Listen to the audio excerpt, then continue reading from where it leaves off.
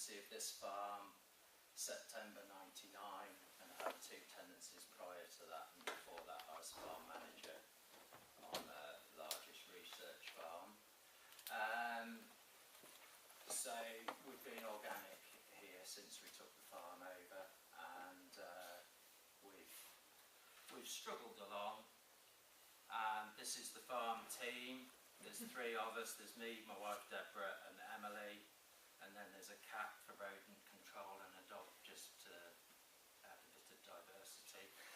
But the real farm team are the cows, and our farm is, at the moment, we have been bigger, we have had more cows, and at the moment we're 238 acres and about 100 cows with 100 livestock, and our aim is to probably increase the cow numbers by 30% over the next 2 years, or 30% each year for the next 2 years. So, and that's really back to what Neil had said about, you know, market forces are pushing you in this direction, which isn't really where we would like to go, but that's where we are going.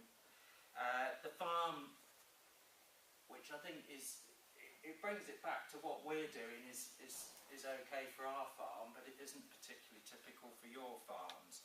And we've got, or it might not be, but we've got, like, the farms fit into 3 areas, and we've got high calcareous heavy soils, then there's some medium loams that are high in magnesium, and then some light sandy land which has a high level of silt in it.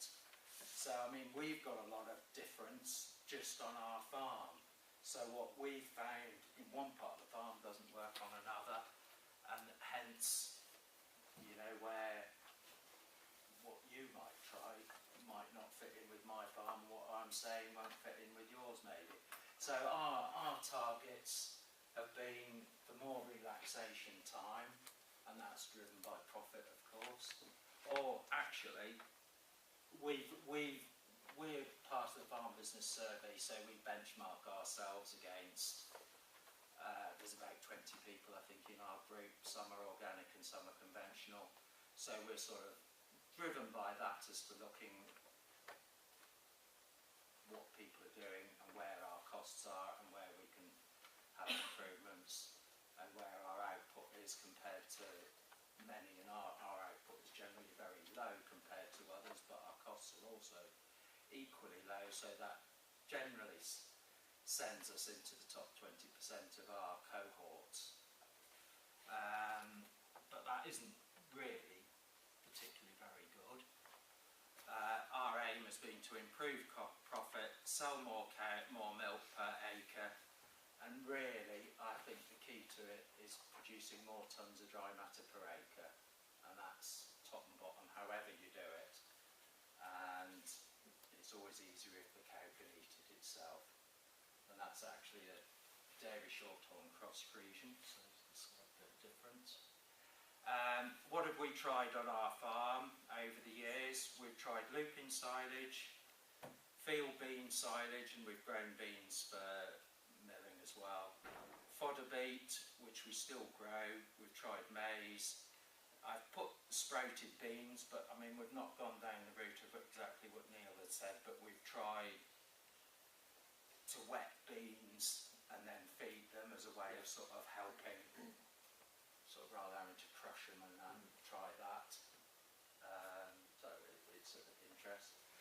Red and white clover and various different clovers. This is actually the field you're looking at is a high calcium, and it's quite heavy clay as well, but it doesn't look too bad there. What are we trying at the moment? We've been using lucerne for about 6 years now. We've been growing that. We've tried sandfoin, and we've got 2 little trial plots on the farm of sandfoin, and that looks all right, but really it's trying to shoehorn sandfoin into our system, and maybe one bit of that and a bit of aftermath grazing won't really fit in with where we're trying to go, but we will see if we can adapt it. And we've tried some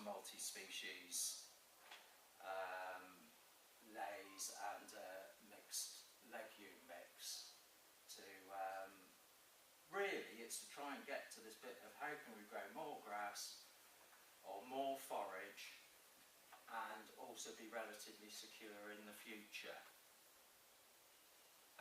So why have we gone down multi-species? And it's really, we've been looking at diversity on the whole farm, effect on roots, effect on the soils, the rooting depths, and a key one to us is seasonal growth, because we do dry out extremely quickly when it does go dry in the summer.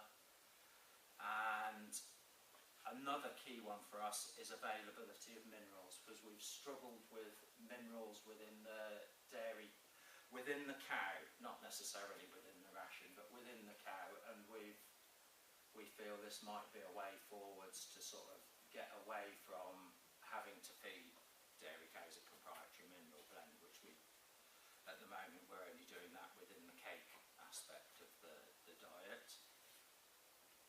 So, to sort of help us along our way, we've drilled 4 trial plots out, and it's on a 4-acre bit of a field, and we spring sowed it with barley as a cover crop, and this was a couple of years ago we did this, and we looked at yield, soil structure, and where the roots are and the density of the roots, out of just pure curiosity, but quite interesting.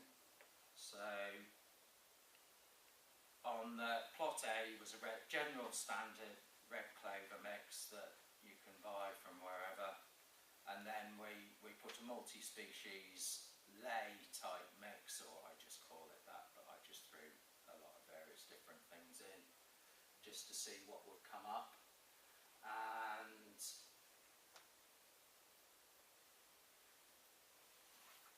yeah, and then a multi-species legume, which was just various different legumes, and the lucerne mix to try and see, you know, as a look to see how it performs against the lucerne.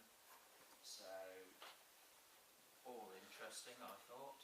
The seed costs, the red clover over a 3-year life was about 71, the actual seed cost alone, £71 for the red clover, multi-species was about 100, and the clover was 74, and the lucerne mix was 70. We then had about £100 an acre for establishment costs, and that was including the barley that we put in. So actually, when you're looking at that, even though the multi-species ley was a little bit dearer actually compared to the red clover, it actually lasts longer. So I mean, in a way, you can justify it on that if it actually produces any grass. This actually is the plots, and we're looking up the field, and they run that way, as it were, towards the trees. So even a dandelion in there. So what did we actually sort of gain out of this? We measured yield. I sort of looked at trailer loads, and that wasn't particularly very easy. So we actually did measure a 3-metre swath by a metre and cut that and weighed it. So we're a little bit better handle on it, but I wouldn't say it was particularly scientific. So A was the red clover mix, and over the year, tons of dry matter, tons of fresh material harvested over 3 or so cuts, yielded just under 16 tonnes an acre. And B, the multi-species one, was 12.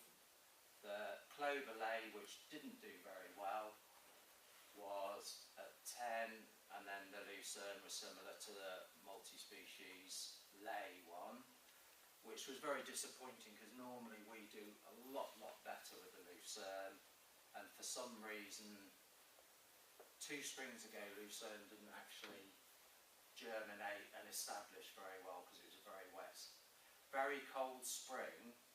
And then after saying that, last year was a very cold spring and we had good germination, but we did delay drilling till middle of May really. sort of get a good take after that. So interesting on the yields that even though our species, multi-species area, I wouldn't have said that was actually a silage lay that we put in. It would have been more of a grazing lay, but it still produced a reasonable amount of grass, considering it isn't, you know, we silaged it, and it isn't exactly where it should have been in the crop, in our field, on our farm rather. So the other area that we looked at was sort of average root depth. So I dug holes and had a look, and I didn't, being lazy, I didn't actually go down that far. I only went down to the bottom of my spade, as it were. And I thought that was quite interesting. That actually, and I did this a couple of times just to see if I'd fluked it, but it was fairly consistent. So the first graph on the left is we've got inches on the axis on the one, and then just the trial plots. The A's red clover. So the majority of roots are about 8 inches, and the multi-species lay one, interesting enough, they were actually far denser and far more roots at 10 inches, or the majority up down to 10. And then the legume mix didn't do very well at all, and the lucerne was up there as well, which you would expect, the lucerne being a deep-rooted plant. And then average root density, which I also tied in with sort of like a penetrometer type measurement as well after, just to see, just out of my curiosity. But the red clover came out very poorly on the amount of roots at depth, and the multi-species lay, strangely enough, was very good. That it did have quite a lot of chicory in it, so that would be an explanation for that as well. But there was a lot of other roots, and the clover didn't do very well, and the lucerne was up there, which you might have expected it to have been as good as.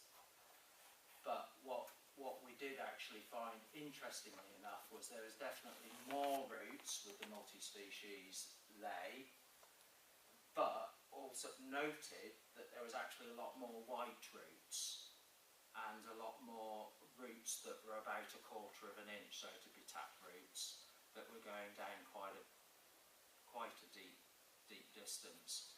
So, and then looking at it from the penetrometer side of it, actually the red clover was sort of medium. I can't remember exactly what the figures were. A medium, the multi-species was sort of medium going to good.